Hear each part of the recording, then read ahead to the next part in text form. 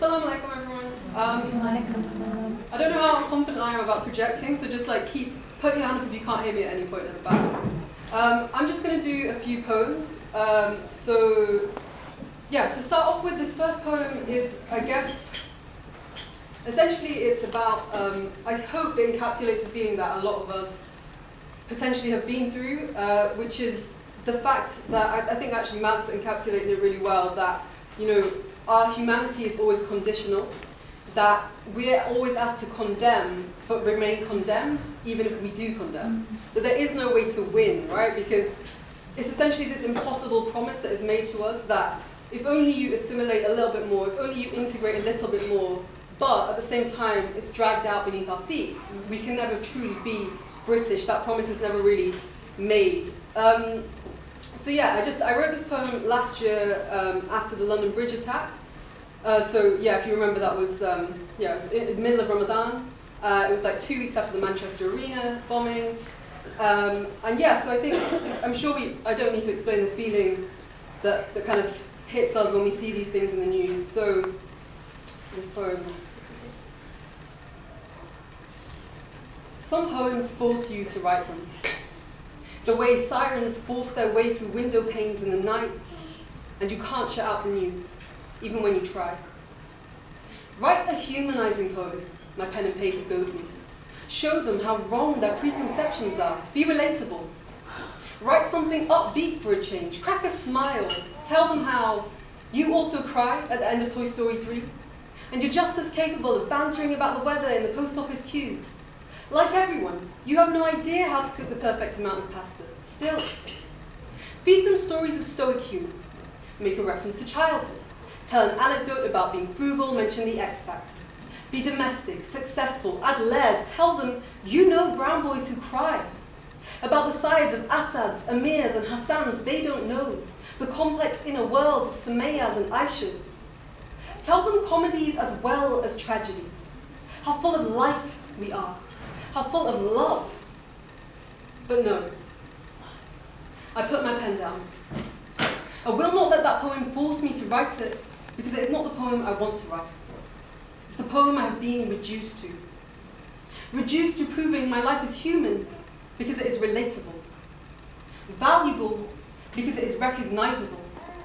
But good GCSEs, family and childhood memories are not the only things that count as a life. Living is. So this will not be a Muslims are like us poem. I refuse to be respectable. Instead, love us when we're lazy. Love us when we're poor. Love us in our back-to-backs, council estates, depressed, unwashed and weeping. Love us high as kites, unemployed, joyriding, time-wasting, failing at school. Love us filthy, without the right colour passports, without the right sounding English. Love us silent, unapologising, shopping in Poundland, skiving off school, homeless, unsure, sometimes violent. Love us when we aren't athletes, when we don't bake cakes, when we don't offer our homes or free taxi rides after the event, when we're wretched, suicidal, naked and contributing nothing. Love us then. Because if you need me to prove my humanity, I'm not the one that's not human. My mother texts me too after BBC News alerts. Are you safe? Let me know you're home okay. And she means safe from the incident, yes, but also from the after effects. So sometimes I wonder, which days of the week might I count as liberal, and which moments of forehead to the ground am I conservative? I wonder, when you buy bombs, is there a clear difference between the deadly ones that kill and the heroic ones which scatter democracy? I wonder, isn't it really guilty until proven innocent? How can we kill in the name of saving lives? How can we illegally detain in the name of maintaining the law? I can't write it. I put my pen away. I won't write it. Is this radical? Am I radical? Because there is nowhere else left to exist now. So the second poem that I want to do is specifically for Muslim women. Obviously that one is sort of about the dehumanization that we all face as a community, as Muslims in Britain, in Europe, but the world in general. But this one, so I wrote this last year, and I called it Funeral of the Authentic Muslim Woman. And it's essentially about the fact that everybody has an opinion about what being a Muslim woman is. but we're the ones who have to kind of live in that space and so rarely are listened to. So, you know, the media say, well, a real Muslim woman is one who's oppressed, who is submissive, she can't speak English, etc., etc. You know, the politicians will say, well, real Muslim women, they're, you know, suspicious, they're raising problematic children, etc., etc. And you have Muslim men, of course, we all know they have their opinions on what it is to be an authentic Muslim woman, what piety really looks like, how you should really be doing it. And then, of course, unfortunately, we undermine each other. We all have opinions about what it really is to be a Muslim woman. And so I think, going back to what Sister Naima was saying, what would it look like for us to just love each other truly, because we are just Muslim at the end of the day, and we are oppressed because of that, and we are marginalized because of that. So this poem, I just wanted to get rid of that authentic, the idea that there is one way to be who we are. So, funeral of the authentic Muslim woman. Dearly beloved, we are gathered here today to bury the memory of the one who never was, who was written by others, made for others, and imposed on us. Today, let us stamp on her grave and the world she was made to hold us in. This is for the girls who cover their hair in the mornings and hang it loose by night. For the girls who keep it covered and those who never do. For the girls who are forced to, those forced not to, and those whose parents made no comment.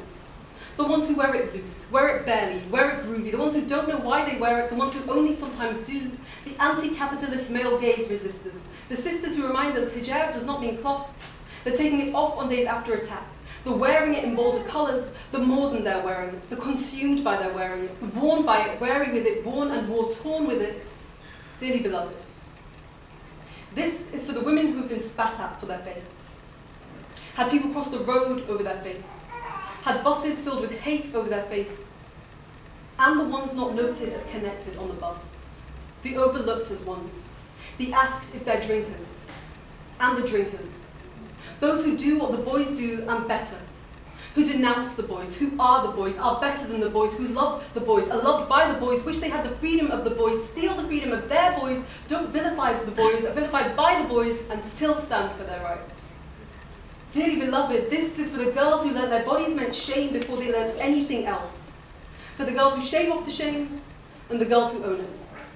For the secret relationships, the secret bodies, the embodied secrets, the silent babies, the never had, the accidentally covered up, the unjustly touched, the unafraid, the naked skin, the hypocritical kiss, the closed legs, the afraid to touch, and the never touched.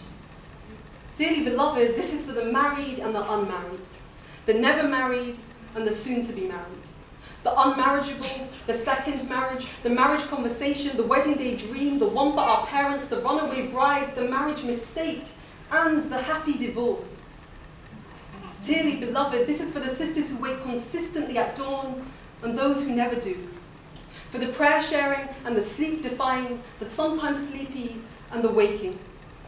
This is for the sisters who get 5 times a day, the ones who get 5 minutes a night, the ones whose 5-year-old brings them back to the book, the £5 translation, the translator, the educator, the student, and the mum. Dearly beloved, this is for the quiet girls and the ones who speak too much, the spoken for and the spoken over, the girls who speak for the girls, who speak wrongly for the girls, who think they can speak for the girls, and the girls who don't speak, are sick of speaking, already spoke, spent too long woke, whose words are lost, whose voice is hoarse, and those still shouting. We were always here, and she never was. So when 2 hands offer us either victimhood or the total refusal of it, may we find comfort in our own hands. May we find comfort in the space between our hands where cameras never flash and stories do not weave themselves. For we were always here, and she never was. So today, let us stamp on her grave and the world she was made to hold us in.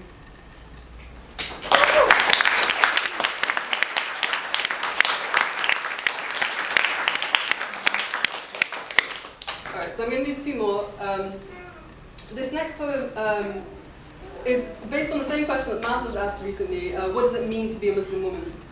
And I think that's a really interesting question, because we live in this time right now where being a Muslim woman is actually this identity that almost has nothing to do with religion. You know, like, it doesn't really matter that Muslim means one who submits.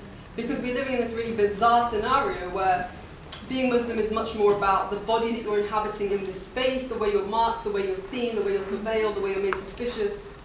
And I guess it's quite tragic that, in that way, being a Muslim woman has to have all these other meanings that aren't just about our relationship to Allah. So this is just a short one, but it was kind of my initial thoughts when I was asked this question. What does it mean to be a Muslim woman? To be a Muslim woman is to be always an object of fascination, an object of desire, an object of ridicule, but always an object. To be a Muslim woman is to be constantly subjected to a gaze, a colonial gaze, a searching gaze, a male gaze, to be asked questions like what it means to be you, to always be represented or representative, but never real.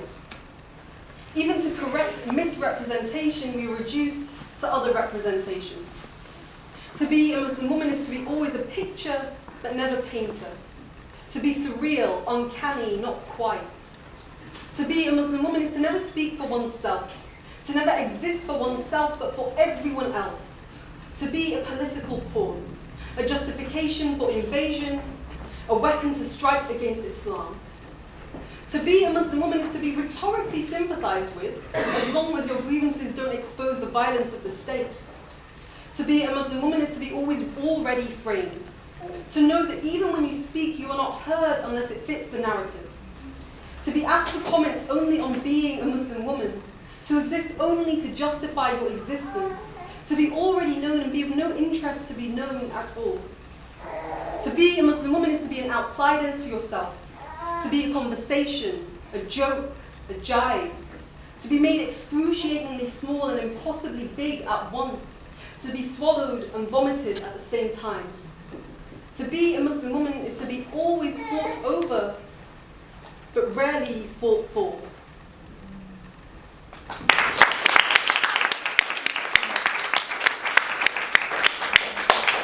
So I know that one was a little bit pessimistic, I guess, but I'll end on this one. So hopefully this is, inshallah, a little bit more. I think some of my poetry can often sound quite, you can feel a bit deflated by it. But I think it's important, from what we've watched and heard today, that we are resilient, that we do resist. And as Muslim women, we do that anyway, because we are women, because we're Muslims. Our daily kind of struggling to survive is resistance. But I think more importantly and more specifically, to resist injustice, because we live in this time where actually not only is Islamophobia violent and kind of painful to live with, but Islamophobia actually makes us depoliticize. One of the effects of Islamophobia is that we are scared to resist. We are scared to speak out. We are punished for resisting and speaking out. So my question is, what would it mean for us to actually place our fear about the akhirah ahead of our fear about the dunya? Because if we really, truly were able to be more afraid of the akhirah, or more kind of hopeful for it, let's put it like that, then perhaps we would be able to be more political, to resist further, to be more confident to speak out. And so this poem is really just about, I wrote this was a commissioned piece, so the book that was written, that I was asked to write this poem for, is called A Virtue of Disobedience, which I recommend that you all look up, by the way, and get a copy of. But it's really about the idea that, resistance is inherent in Islam. If the prophets were anything, they were surely revolutionary.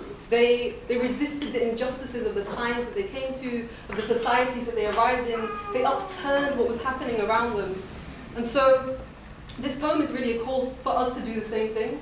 To really go back to those essentials of Islam, to speak the truth where we see it, to not give in just because it is easier to give in, but to kind of resist and stick to what we know is really, truth, which is ultimately what Islam is about. So this is called A Virtue of Disobedience, after the book, which I recommend you get.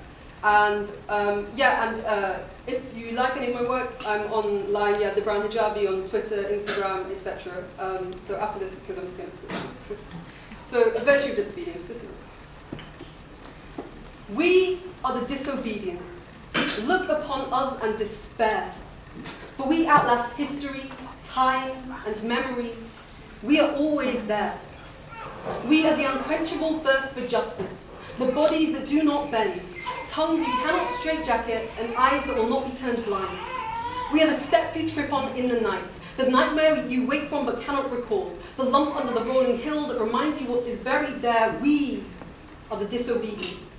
We bear witness and we testify. We love despite the lie that we are not worthy. We hold despite being told we should hide. Yes, we are the disobedient who refuse to die. For bodies without eulogies will never remain in their graves. We are the ghosts of the unmourned and the spirits of the never grieved. We are the original traitors to the tireless tyrant. We are Muhammad. We are Malcolm. We are Moses and Asata. We are Tucson and Bashani. We are Rosa and Rabbani. We are the disobedient. Truth speakers with tongues of fire. Knowledge seekers who provoke your ire. Mouths always moist with sincere prayer. We are hearts beating for the truth.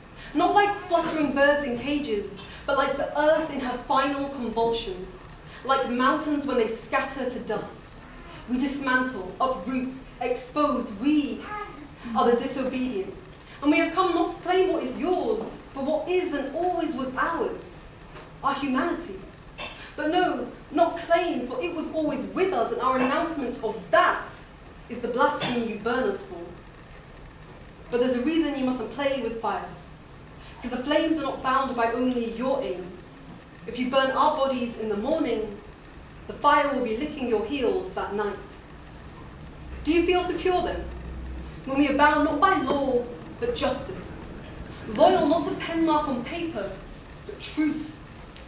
We are unconquerable and unmanageable, because you can take what you want if all you want is to take. We are your greatest fear, fearless.